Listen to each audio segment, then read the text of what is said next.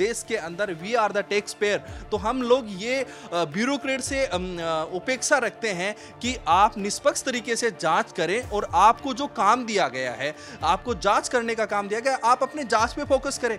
आप जांच पे फोकस करने के बजाय आप मीडिया के अंदर आकर के अपनी मीडिया बाइट्स दे करके अपनी राजनीति ही करने लग गए उसमें कि साहब ये हो जाएगा वो हो जाएगा। पिछली भर्ती 2018 में आई थी, 2018 और 2025 यानी 7 साल का समय आप एक मानिए एक युवा से आप उसका 7 साल का समय आप छीन लेते हो। हम सब जानते हैं कि आज के दौर में समय एक ऐसी चीज है जो सबसे बड़ी पूंजी है। समय से बड़ी पूंजी इस दुनिया में कुछ है ही नहीं। तो आपने 7 साल उन लोगों के छीन लिए। 7 साल के दौरान अब आप बोल रहे हो कि वो पुनः तैयारी कर ले। सर क्या पता मैं सिलेक्ट हो जाऊंगा, क्या पता मैं सिलेक्ट भी हो जाऊंगा, मैं क्योंकि 2016 में भी मैं सिलेक्ट था। लेकिन सर अब जब 5 साल 3 साल 4 साल बाद में फिर वही वो बात आ जाएगी कि इसका भी पेपर लीक था और इसके एग्जाम को भी हम दोबारा कराएंगे, तो सर हम क्या करेंगे? इसमें राजनीति बहुत हद तक हावी हो रही है। इसमें अभी एक न्यूज चैनल पे राजस्थान के 2 बड़े नेता जिनको आजकल नौकरी चोर के नाम से भी जाना जाता है, वो हैं किरोड़ी लाल मीणा और हनुमान बेनीवाल। वो एक लाइव डिबेट में इस तरीके से भिड़े, किस लिए? क्योंकि दोनों को क्रेडिट लेना था। दोनों कह रहे थे कि भर्ती मैंने रद्द करवाई, वो कह रहा था मैंने रद्द करवाई। नमस्कार, राजस्थान तक पर आपका बहुत बहुत स्वागत है। मौजूदा वक्त में राजस्थान में जो सबसे ज्वलंत मुद्दा है वो है एसआई भर्ती 2021 का, जिसे हाई कोर्ट ने रद्द कर दिया है। एसआई भर्ती 2021 रद्द होने के बाद एक तरफ खुशी तो दूसरी तरफ गम का माहौल है। हमारे साथ आज कुछ ऐसे अभ्यर्थी हैं जो ये दावा कर रहे हैं कि हमने पढ़कर परीक्षा पास की थी और अपनी मेहनत के दम पर नौकरी पाई थी। यहाँ तक कि पूरे 5 साल इन्होंने एसआई भर्ती की जो ट्रेनिंग होती है वो पूरी की। उसके बाद इनको फील्ड में भेजा भी गया, लेकिन हाईकोर्ट का जो फैसला आया है उसके बाद इन्हें इतना गहरा सदमा लगा है कि अब ये हमारे बीच अपना दर्द बयां करने के लिए आए हैं। क्या कुछ कहना है हम इनसे खुद ही जान लेते हैं। हमारे साथ इनकी लड़ाई लड़ने वाले सत्येंद्र राव जी भी मौजूद हैं, जो कि एक युवाओं की आवाज़ बनकर सामने आए हैं। तो सबसे पहले सत्येंद्र जी से जानते हैं कि आखिर ये अपनी क्या बात कहने आए हैं और इस मुद्दे पर क्या कुछ कहना है इनका। धन्यवाद आज तक मीडिया समूह का, जिन्होंने आज हमें ये मौका दिया है और आज हमारी बात रखने के लिए यहाँ पे मौका दिया। सर्वप्रथम मैं ये कहना चाहूँगा, ये जो भर्ती है एसआई भर्ती 2021, एसआई भर्ती 2021 के बाद में ये नियुक्ति बन जाती है अक्टूबर 2023। नियुक्ति बनने के बाद में करीबन 20 महीने तक ये लोग नौकरी में रहते हैं और अपनी ट्रेनिंग पूरी करते हैं। और इनको ट्रेनिंग के दौरान जितने भी टास्क मिलते हैं, चाहे इनकी विभिन्न इवेंट्स में इनकी ड्यूटी लगती है, चाहे वो इलेक्शन कराने की ड्यूटी हो या फिर जब कोई वीआईपीज़ का दौरा हो जयपुर में, तब इनकी ड्यूटी लगी। इन्होंने वो हर टास्क पूरा किया जो इनको दिया गया। इन्होंने ईमानदारी से एसओजी की जो चल रही थी, जांच चल रही थी, उसमें पूरा का पूरा सहयोग किया। जब जब एसओजी को जो ज़रूरत पड़ी इन लोगों ने मुहैया करवाया। इसके बावजूद एसओजी की 20 महीने की एक लंबी जांच चलती है। जैसे ही नई सरकार बनती है दिसंबर 2023 में करीबन 7-8 भर्तियों के साथ एक एसआईटी का गठन होता है, जिसमें एसआई भर्ती भी एक थी, बाकी अन्य भर्तियां भी थी, जिसमें पीटीआई भर्ती, जेईएन भर्ती, वन रक्षक भर्ती, ये सब भर्तियां मूल रूप से हैं। लेकिन एसओजी जो कि इसमें इन्वेस्टिगेशन एजेंसी है, उनके हेड माननीय एडीजी वीके सिंह साहब, एडीजी वीके सिंह साहब इसमें मार्च 2024 के आसपास एक लेटर के थ्रू अपनी जांच में असक्षमता बताते हुए ये कहते हैं कि इस भर्ती में दोषियों को और निर्दोष को अलग करना, पृथक्करण करना संभव नहीं है। इसलिए इस भर्ती की सूचिता को देखते हुए इसको रद्द कर देना चाहिए।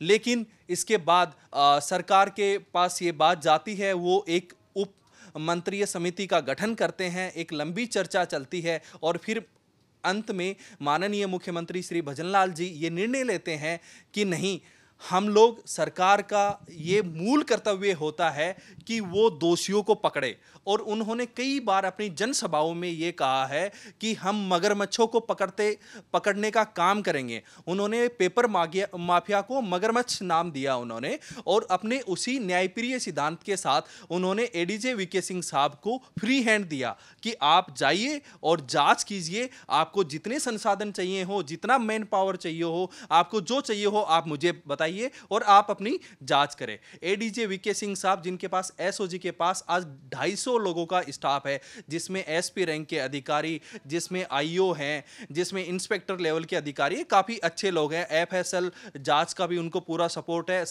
इनके बाद वो अपनी जांच आगे बढ़ाते हैं। जांच आगे बढ़ाने के बाद करीबन 55 लोगों को उन्होंने गिरफ्तार कर लिया। और उससे पहले जब माननीय हाई कोर्ट सरकार से ये पूछता है कि आप बताइए कि भर्ती को रद्द क्यों नहीं किया जाए, उस समय सरकार कोर्ट में ये एफिडेविट देती है कि हम लोगों ने लगभग जांच पूरी कर ली है और इसमें पृथक्करण संभव है। और इसमें 67 का एक नंबर दिया जाता है कि 67 के आसपास दोषी हैं, उसमें से 55 गिरफ्तार हो गए हैं, कुछ लोग अभी फरार चल रहे हैं, कुछ लोग हमारी रडार में हैं, तो आने वाले समय में और लोग गिरफ्तार हो जाएंगे। फिर एक के बाद ये बयान आने के बाद अचानक से एसओजी के हेड एडीजे वीके सिंह साहब का जैसे ही भर्ती को माननीय हाई कोर्ट रद्द करते हैं, उसके बाद उनका बयान आता है कि इसमें 400 फर्जी थे, 500 फर्जी थे।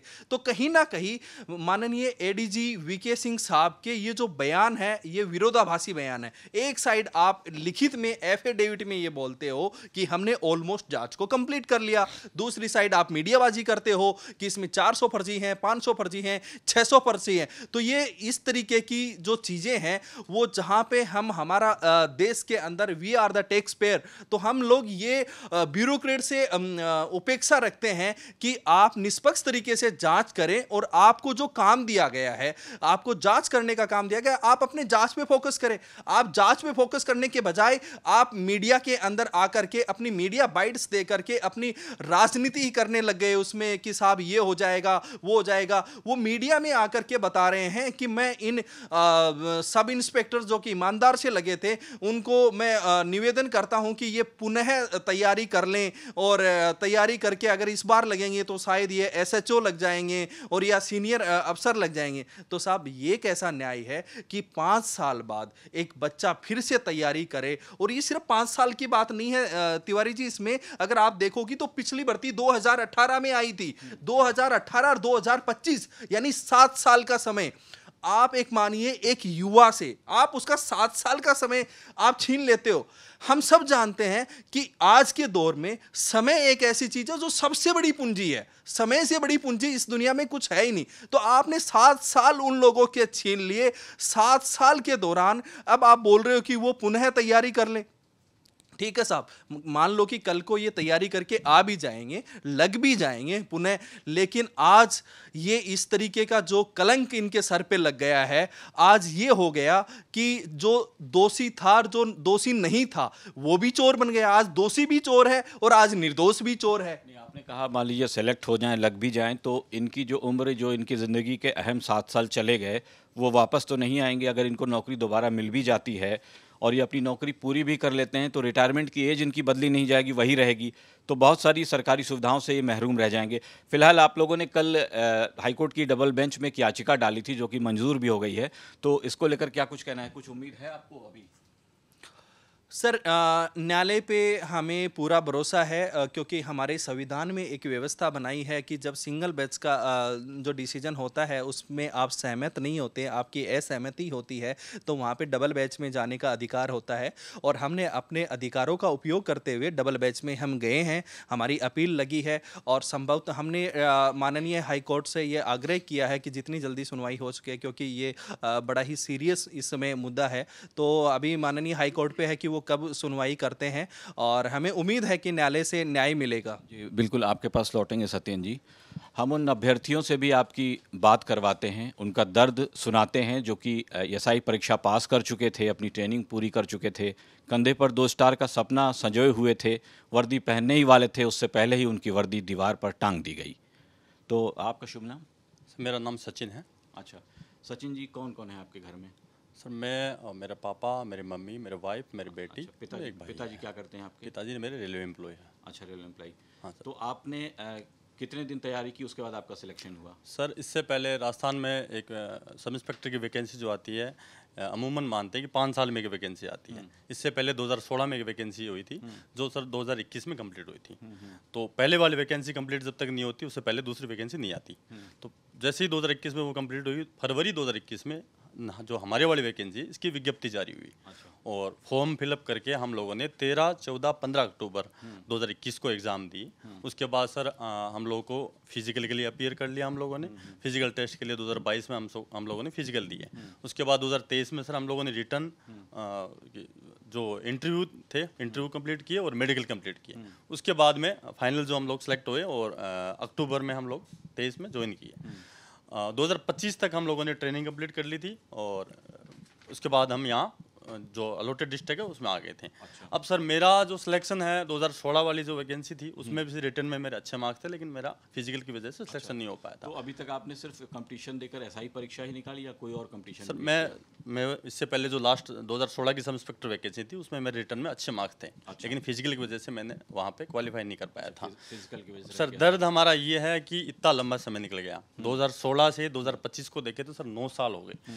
9 साल में हमने लगातार इसी वैकेंसी के लिए कि सब इंस्पेक्टर ही बनना है, इतने सारे प्रयास किए। उसके बाद सर 9 साल के बाद में जब ये पता लगता है कि वैकेंसी आपकी क्वेस हो गई है, अब आपको दोबारा से जीरो से स्टार्ट करना है, तो यानी कि मैं जहाँ 2016 में था वहाँ आज वापस वहीं आके खड़ा हो गया। तो मेरी लाइफ में बहुत से चेंजेस आ गए। मेरी बेटी हो गई, बहुत सी जिम्मेदारियां बढ़ गई आज सर। मेरे माँ बाप बूढ़े हो गए, और भी सर काफ़ी चीज़ें हैं जिनको घर बनाना होता है, सब जिम्मेदारियां बढ़ गई है। अब इसलिए सर मेरी चिंता यही है कि 9 साल के बाद में वापस वहाँ आ गया तो क्या पता सर 5 साल के बाद में भी वापस मेरे को ये बोला जाएगा कि नहीं। अब सर हम ओवर एज की तरफ बढ़ गए हैं। मेरी एज फिलहाल 32 प्लस हो गई है। अगर आपको ये मौका दिया जाए कि दोबारा से आपको एग्जाम देना है और तैयारी का मौका दिया जाए तो उसके लिए क्या सर तैयार? क्या पता मैं सिलेक्ट हो जाऊंगा, क्या पता मैं सिलेक्ट भी हो जाऊंगा। मैं क्योंकि 2016 में भी मैं सिलेक्ट था, लेकिन सर अब जब 5 साल 3 साल 4 साल बाद में फिर वही वो बात आ जाएगी कि इसका भी पेपर लीक था और इसके एग्जाम को भी हम दोबारा कराएंगे, तो सर हम क्या करेंगे? तो अब आप क्या, उस चीज़ की भी क्या गारंटी है सर? क्या चाहते हैं कि आपकी लड़ाई अब सर सरकार वही लड़े है, या आप लड़ेंगे कैसे? वही क्या है सर कि जो माननीय न्यायालय का जो फैसला है उनका हम सम्मान करते हैं सर, लेकिन हम सब जो चयनित है वो डबल बेंच में अपील करेंगे और सर जो हमसे होगा हमारी भर्ती को बचाने के लिए और सारे प्रयास करेंगे सर। न्यायालय पे हमें पूरा भरोसा है, सबके साथ न्याय होगा। आप शुभ नाम बताइए। मेरा नाम जितेंद्र है। जितेंद्र जी, आपका भी सिलेक्शन हुआ था एसआई भर्ती 2021 में। हाँ जी सर। तो आप उससे पहले भी आपने कोई परीक्षा पास की थी या सिर्फ सर एसआई? मैं पहले पटवारी था सर। अच्छा, कहाँ पटवारी? पटवारी था मैं जालोर सर, बादराजुन तहसील में लगा हुआ था सर। अच्छा, जालोर में थे आप। तो आपको कब पता चला कि एसआई भर्ती कैंसिल हुई? उसका घर वालों का कैसा रिएक्शन था आपके? सर दोपहर में लगभग 1 बजे तक पता चला था कि भर्ती कैंसिल हो गई है सर। तो घर वालों को भी पता चल गया था सर, तो उसमें बार बार उनके कॉल आ रहे थे, मैं अटेंड नहीं कर पा रहा था सर, मेरी भी हालत ख़राब थी। तो फिर शाम को मैं घर वालों को बात की मम्मी से बात की। मम्मी भी बहुत रो रही थी और मेरी वाइफ भी सर रो रही थी। तो मैंने उनसे घंटे 2 घंटे बात की, उनको समझाया भाई कुछ नहीं, हम डबल बेंच में जाएंगे, अपील करेंगे, हमको न्याय मिलेगा। हाँ जी। तो अभी उम्मीद है आपको कि आपके साथ न्याय होगा? सर उम्मीद ही है, उम्मीद पे दुनिया कायम है सर। हमें पूरा भरोसा है न्यायालय पर, हमें न्याय मिलेगा सर। चलिए ठीक है, आपके पास आते हैं फिर से। आपके साथ तो डबल चोट हो गई बिल्कुल। पटवारी थे आप, उसके बाद एसआई में आए और ये भी कैंसिल हो गया। सर डबल मार हो गई वहाँ पटवारी में प्रोबेशन कंप्लीट नहीं हुआ था, वो बीच में रिजाइन देकर आ गए। अब सब इंस्पेक्टर वापस निकाल रहे हैं, तो फिर हमारे से दोहरी मार ही है सर ये तो ये पहला अटेम्प्ट था आपका? हाँ सर, मेरे पटवारी था और मैंने वीडियो प्री भी क्लियर किया था। और उससे पहले मैंने कई एग्ज़ाम दिए थे, उसमें कभी 1 नंबर कभी आधे नंबर से। 2018 से मैं तैयारी कर रहा हूँ सर।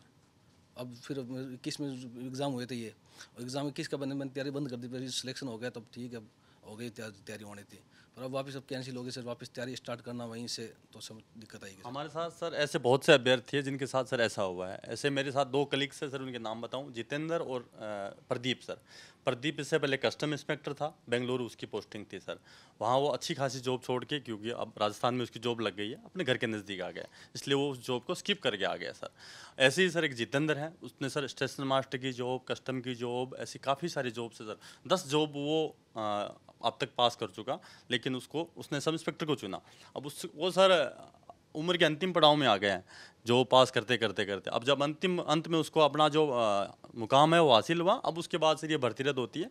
तो सर ऐसे बहुत से लोग हैं हमारे साथ सर, जिनके साथ इस प्रकार से न्याय हो रहा है। ऐसे ही सर कई एक्समैन, आर्मी, एयरफोर्स, नेवी इनको छोड़ के आए हुए हैं, मतलब रिटायरमेंट के बाद जो लोग करके आए हैं पूरा, तो सर उन लोगों के साथ भी बहुत अन्याय है, क्योंकि वो 38, 39, 40 एज के आसपास क्रॉस कर चुके हैं सर। तो अब सर वो वापस प्रिपरेशन करेंगे तो वही 5 साल लगने हैं, तो वो 45 में जाके वापस ट्रेनिंग कंप्लीट कर पाएंगे सर। उसके बाद सर लाइफ सर एक पड़ाव पे ढल जाती है, आप सर कि उसके बाद कुछ बचता नहीं है। उसके बाद भी अगर ये चीज़ पता लगे कि उसको भी एग्ज़ाम लीक था, पेपर लीक था, तो सर अरमान टूट जाते हैं फिर।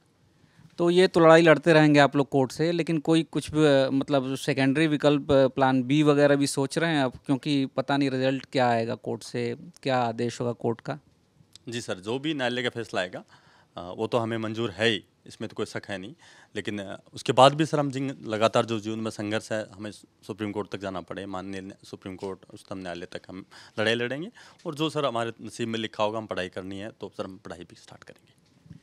इन अभ्यर्थियों की गाड़ी चल पड़ी थी विकास की राह पर, आगे बढ़ गए थे ये लोग, नौकरी में ट्रेनिंग हो गई थी और परिवार भी बढ़ रहा था, कुछ लोगों की शादियां भी हो गई, बच्चे भी हो गए, और अचानक से गाड़ी में बैक गियर लग गया, वापस उसी स्टेशन पे आके खड़े हुए, वो भी 5 साल के वैक्यूम के साथ। आपका क्या अनुभव रहा है? अपने नाम के साथ बताइए। मेरा नाम महेंद्र सारण है। मैं एसआई भर्ती 2021 में मेरी 158वीं रैंक है। मैं बीकानेर डिस्ट्रिक्ट से बिलोंग करता हूँ।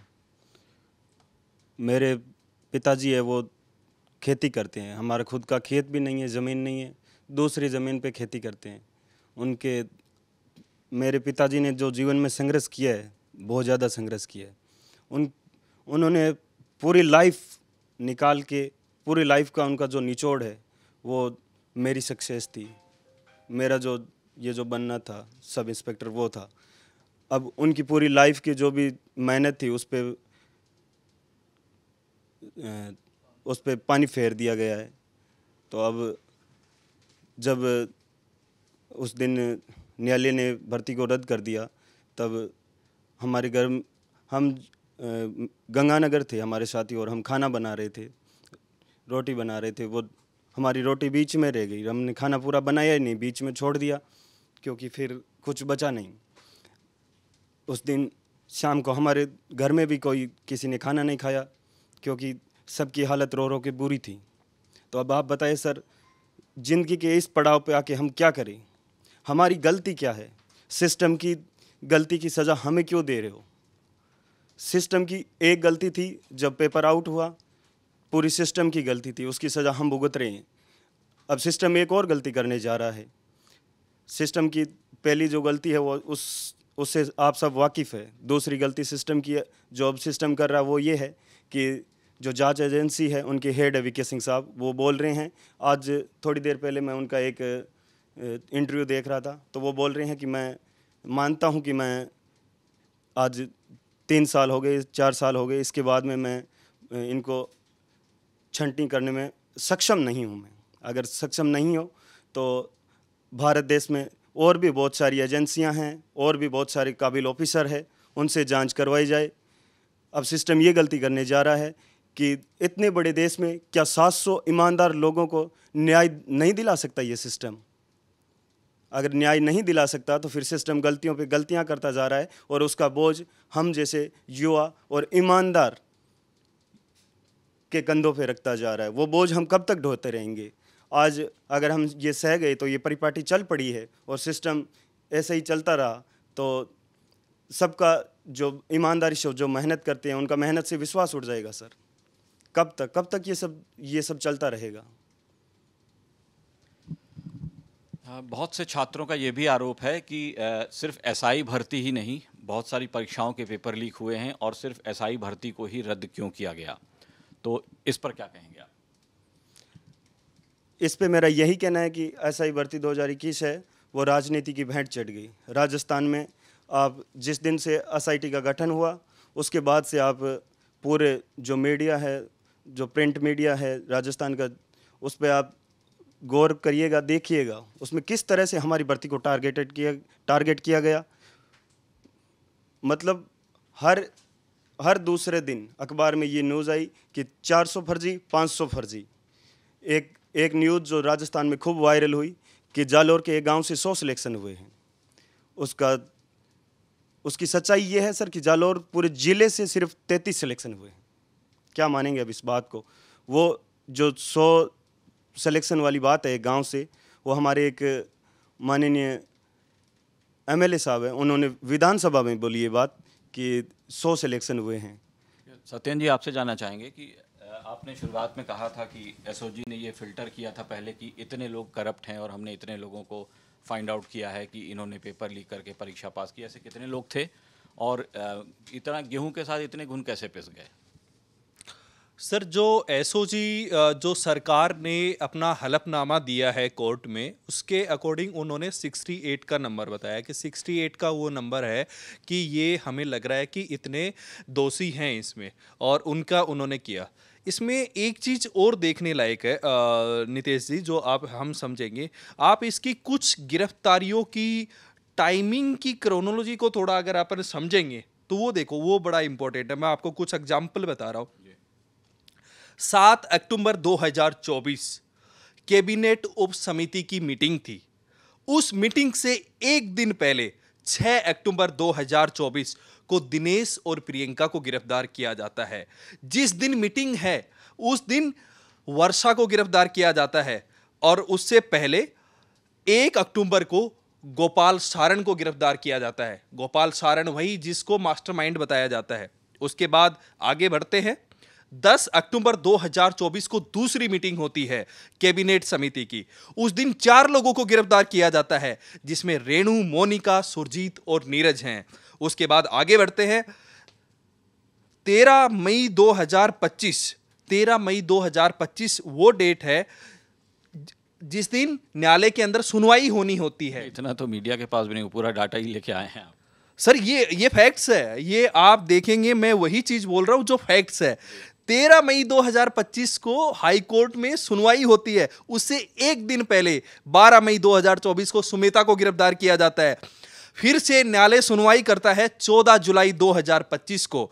उससे 3 दिन पहले 11 जुलाई 2025 को पांड्या को गिरफ्तार किया जाता है, और पांड्या को ऐसे बताया जाता है कि पांड्या ही वो शख्स था जो आरपीएससी के नजदीक था। उसके बाद हम आगे बढ़ते हैं। 12 अगस्त 2025 को फिर से कोर्ट में सुनवाई होती है, लेकिन 8 अगस्त को सत्येंद्र यादव की गिरफ्तारी होती है। यह वही सत्येंद्र यादव है जिसका on the record ADG VK Singh कहते हैं कि मेरी डायरी में सबसे पहला अगर कोई नाम है तो वो सत्येंद्र यादव का नाम है। अगर जब आपकी डायरी में सबसे पहला नाम सत्येंद्र यादव का था, तो फिर आखिरकार ये 12 अगस्त 2025 को करीबन 19 महीने की जांच के बाद गिरफ्तारी क्यों हुई? इसकी गिरफ्तारी पहले क्यों नहीं हुई? तो यानी आपका जो भरोसा है वो एसओजी की जांच पर नहीं है, आप कहीं ना कहीं सवाल उठा रहे हैं इस पे है? ये सर, हम एसओजी की जांच पे सवाल उठा रहे हैं। उसके साथ साथ मैं सवाल उठा रहा हूं चौथे स्तंभ, लोकतंत्र का चौथा स्तंभ जिसको कहा जाता है, वो है मीडिया। मैं सवाल उठा रहा हूं मीडिया पे भी। हमारे राजस्थान के अंदर कुछ पत्रकार बंधु ऐसे हैं जिन्होंने, जैसे ही पांड्या की गिरफ्तारी होती है, उस गिरफ्तारी को आप उनकी न्यूज़ को उठा करके देखेंगे, उसको ऐसे प्रदर्शित किया जाता है कि अब तो सब कुछ हो गया, सिर्फ और सिर्फ ये जो ईमानदार थानेदार हैं यही असली चोर है। आप देखेंगे एक मीडिया हाउस तो ऐसा है, उसने ऑन द रिकॉर्ड करीबन 50 थानेदारों का नाम, एड्रेस सब कुछ लिख करके अपने पेपर पे छाप दिया। और वो कौन से नाम एड्रेस थे? वो नाम एड्रेस वो थे जो कि मेरिट सूची के थे। जो भी पत्रकार महोदय थे, उन्होंने इतना भी दिमाग नहीं लगाया कि जो मेरिट सूची में जो नंबर वाइज जो नाम आते हैं, थोड़ा सा उनको आगे पीछे तो कर लेते। और उनमें से जितने नाम उन्होंने आज से 1 साल पहले छापे थे, आज वो मीडिया हाउस बताए कि उनमें से कितने दोषी हैं या दोषी नहीं हैं। तो ये तमाम चीज़ें सर, हमें कहीं ना कहीं लग रहा है कि ये किसी ना किसी चीज़ से, सिस्टम के थ्रू ये लीक हो रही थी, क्योंकि ये सारी की सारी जानकारियां तो जांच एजेंसी के पास ही थी। ये जानकारियां बाहर कैसे आई? आखिरकार कौन वो शख्स है जो अंदर की बातों को बाहर ले जा करके मीडिया को दे रहा है। क्योंकि कभी भी जांच एजेंसी ने ऐसी कोई प्रेस कॉन्फ्रेंस नहीं करी, ऐसी कोई विज्ञप्ति जारी नहीं करी कि जिसमें ऐसी सूचनाएं हों। तो कोई ना कोई तो ऐसा है जो इस भर्ती के पीछे, इस लीकेज के पीछे है। मैं आपको एक तथ्य और दिखाता हूं इसके अंदर। सर 13 अगस्त 2024 की वो डेट है जिस दिन माननीय एडीजी वीके सिंह साहब ने इस भर्ती की अनुशंसा करी थी, और वो अनुशंसा बंद लिफाफे के अंदर थी, और वो अनुशंसा सीधा के सीधे गृह विभाग को भेजी गई थी। लेकिन फिर भी जो वकील साहब हैं वो 13 अगस्त 2024 को ही याचिका लगाते हैं हाई कोर्ट में। ये टाइमिंग का खेल क्या कहता है कि आपकी ये जो रिपोर्ट थी ये बंद लिफाफे में थी, माननीय गृह विभाग को रिपोर्ट भेजी गई थी, फिर आखिरकार उसी दिन याचिका का लगना संदेह तो है सर कि कुछ ना कुछ तो बात है। आप उससे पहले थोड़ा और बैकडेट में चले जाएं। 1 साल पहले यही लोग जो याचिका करता है, इन्होंने भी न्यायालय के अंदर याचिका लगाई। जब ये भर्ती की प्रक्रिया चल रही थी उस समय याचिका लगाई, लेकिन इन्होंने वो याचिका विड्रॉल कर ली। जब ऑन द डिबेट में मैंने, जब याचिकाकर्ता के वकील हरेंद्र नील साहब से जब मैंने ये सवाल किया कि सर आपने 1 साल पहले जब जो याचिका लगाई थी वो याचिका वापस ले ली, और फिर आप 1 साल बाद वापस आए 13 अगस्त 2024 को, तो उसमें क्या है, माननीय हरेंद्र नील साहब का कहना था कि वो हम कोर्ट में डील कर चुके हैं, हम वो बाहर नहीं बता सकते। चलो ठीक है, वो याचिका को विड्रॉ करना, लगाना, ये आपका कानूनी अधिकार है, ये आपको संविधान में अधिकार दिया है। लेकिन कहीं ना कहीं इनकी टाइमिंग और इनकी बाकी चीजें कुछ ना कुछ ये कह रही हैं कि सिस्टम का कोई ऐसा आदमी है जो अंदर से ये खबरें बाहर फैला रहा है। दूसरा एक सर इसका राजनीतिक कारण भी है, अगर आप जानना चाहें तो मैं इसका राजनीति भी आपको बता दूं। इसमें राजनीति बहुत हद तक हावी हो रही है। इसमें अभी एक न्यूज चैनल पे राजस्थान के 2 बड़े नेता जिनको आजकल नौकरी चोर के नाम से भी जाना जाता है, वो हैं किरोड़ी लाल मीणा और हनुमान बेनीवाल। वो एक लाइव डिबेट में इस तरीके से भिड़े, किस लिए?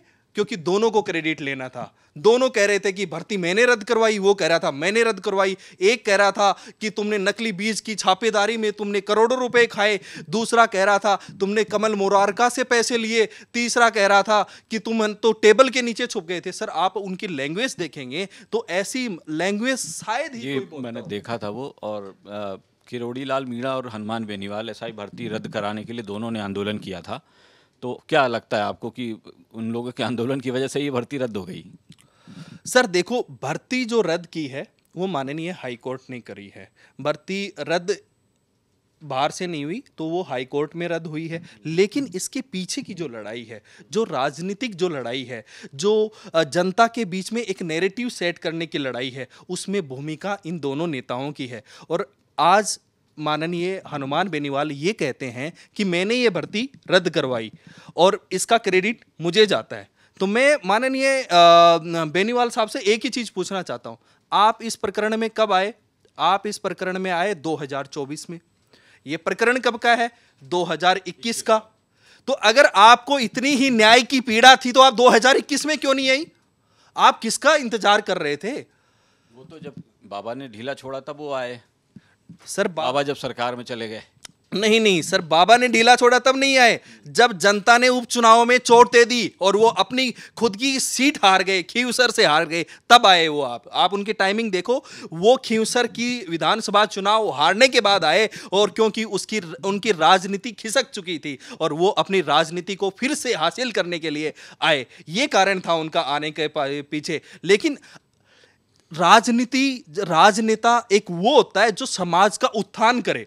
लेकिन यहां पे हनुमान बेनीवाल जैसे राजनेताओं ने अपनी राजनीति की रोटियां चमकाने के लिए आज 800 घरों में बिल्कुल मातम का माहौल बना दिया। आज आपने 800 घरों की रोशनी छीन ली और उस रोशनी छीन करके कह रहे हो कि हमारा घर तो देखो कितना जगमगा रहा है। अरे इस जगमगाहट से आप करोगे क्या? आपसे हमें उम्मीद थी। इस भर्ती में सबसे ज्यादा नुकसान किसका हुआ? इस भर्ती में सबसे ज्यादा नुकसान उन वंचित छात्रों का रहा जो कि पेपर चोरों की वजह से कहीं ना कहीं उनका सिलेक्शन नहीं हुआ, जो कि योग्य थे, लेकिन इनकी वजह से उनको भी नुकसान हुआ है। अगर इनमें हिम्मत थी तो ये करते कि जो वंचित रहे हैं छात्र, उनके लिए राजस्थान विधानसभा में कोई विधेयक बनवाते, बिल बनवाते कि आज जो पेपर माफिया की जो घटनाएं हैं, पेपर लीक की घटनाएं हैं, वो लगातार बढ़ रही हैं कि आप किसी भी भर्ती में अगर कोई पेपर लीक होता है तो उस पेपर लीक में जितने भी वंचित छात्र रह जाते हैं, आपने सरकार ने एक अच्छा काम यह किया कि जो 55 लोग पकड़े गए थे उसको सर्विस फ्रॉम डिसमिस कर दिया, उनको बर्खास्त कर दिया। लेकिन उन 55 लोगों की वजह से आप जो 55 ईमानदार आपकी वेटिंग लिस्ट में बचा हुआ है, आप उसको नौकरी दो, क्योंकि ये तो उसी का हक था ना जिसने ईमानदारी से लड़ा था। तो इन नेताओं का ये काम था कि सिस्टम के अंदर ये लूप होल है, इसको भरना है। इसकी बजाय इन्होंने क्या काम किया? इन्होंने सबकी नौकरी खा गए और आज नौकरी चोर बन गए। आप सर किरोड़ी लाल मीणा की देखिए, किरोड़ी लाल मीणा ने इस भर्ती के अंदर जब वो दौसा से चुनाव हार जाते हैं, उनके भाई जो दौसा के अंदर जो उपचुनाव में खड़े हुए थे वो भी इस उपचुनाव में हार जाते हैं, उसके बाद वो लगातार बैकडोर से कभी उन्होंने लेटर लीक करवा देते हैं, कभी कुछ करवा देते हैं, कभी कुछ करवा देते हैं। जो भर्ती जो रद्द का जो लेटर था वो विभाग से लीक हुआ, और जो विभाग से लीक हुआ इसकी कोई आधिकारिक जानकारी नहीं है कि वो किरोड़ी लाल मीणा जी ने करवाया, लेकिन उसको सबसे ज्यादा प्रचारित किरोड़ी लाल मीणा जी की जो समर्थक है उन्होंने करवाया। और एक तरीके से जब भी इस भर्ती पे कोई बात आती थी, जब भी कोई रद्द करने की बात आती थी, ये पटाखे फोड़ने लग जाते हैं सर।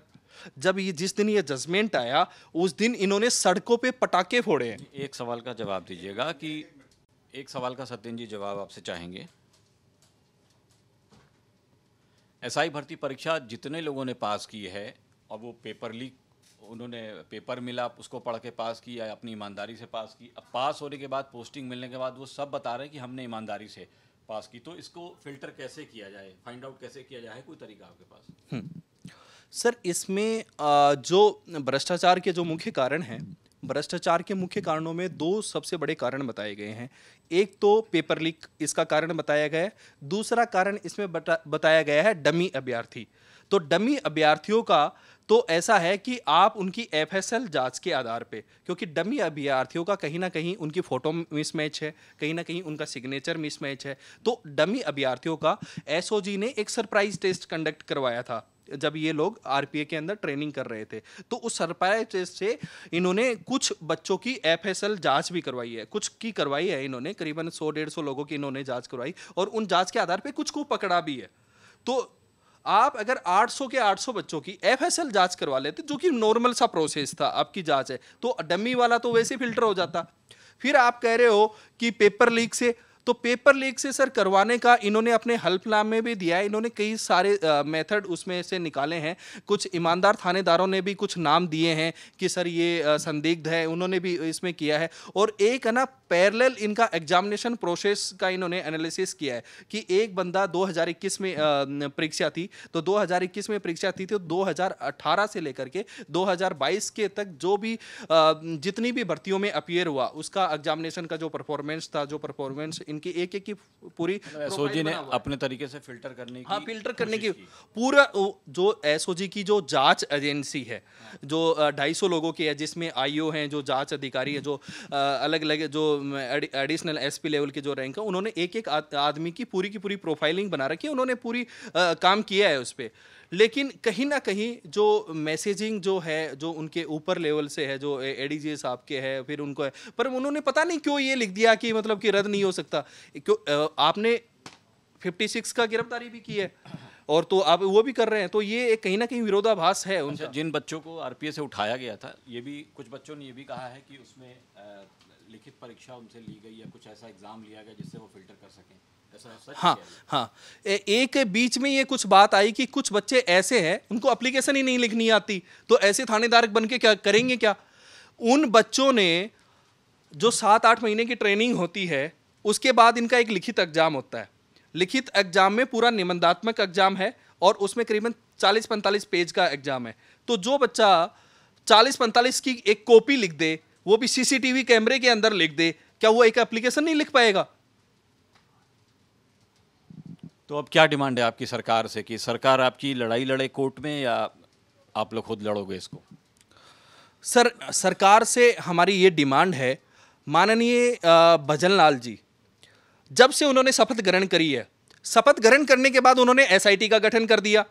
एसआईटी के गठन में जो 6-7 जो एग्जाम थी जो सबसे ज़्यादा हाईलाइट हुई थी, उनकी उन्होंने एफआईआर करवा दी और उन्होंने जांच के आदेश दे दिए। फिर जैसे ही जांच थोड़ी ढीली पड़ी, उन्होंने अफसरों पे डंडा चलाया कि भैया तुमको तो सैलरी मिलती है ना, जांच करो। तो जैसे डंडा चलाया तो उसमें 37 गिरफ्तारियां हुई थी, उसे आगे चल करके 55 हुई।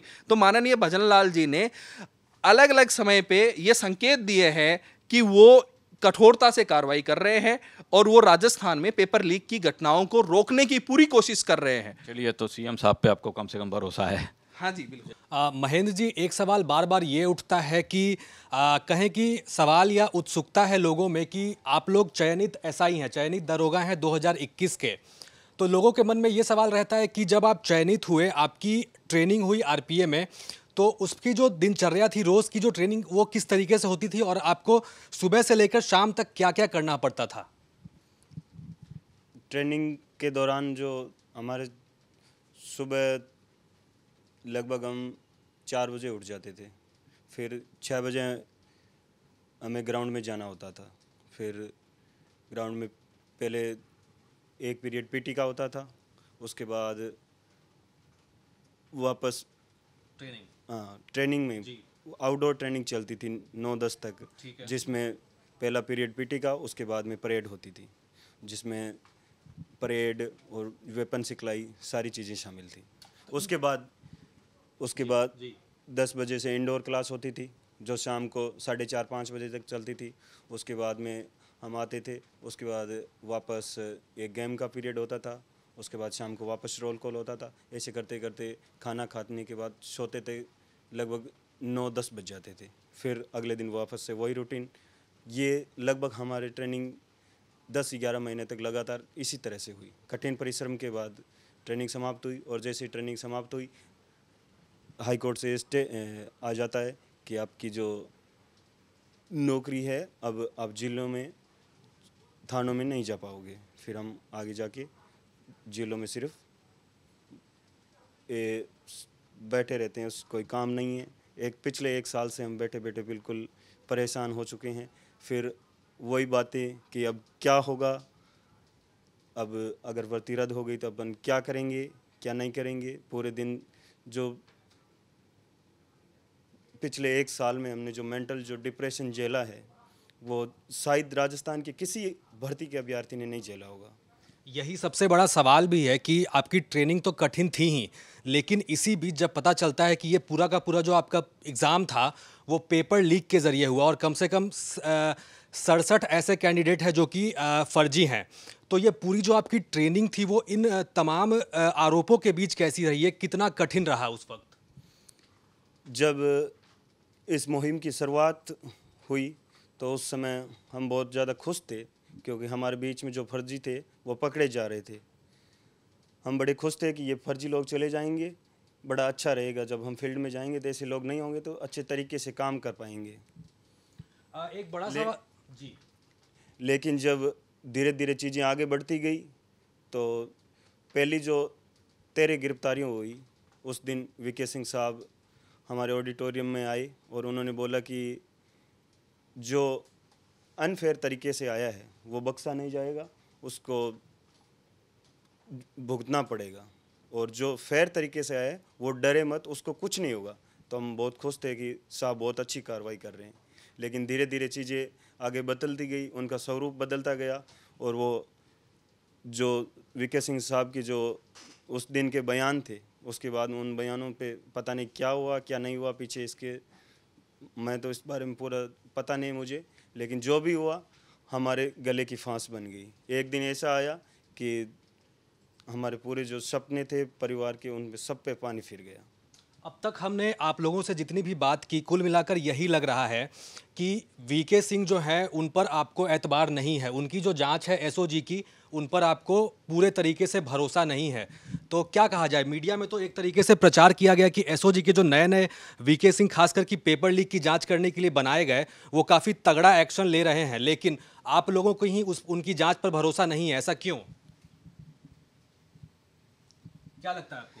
सर वो खुद ही जांच कर रहे हैं और पृथक नहीं कर पा रहे हैं, और वो खुद ही मीडिया में आके बोल रहे हैं कि 400-500 फर्जी हैं, तो पकड़ क्यों नहीं पा रहे हैं? तो उनकी एक असफलता को दर्शाता है। आगे आ जाओ, फिर से सवाल रिपीट कर दो।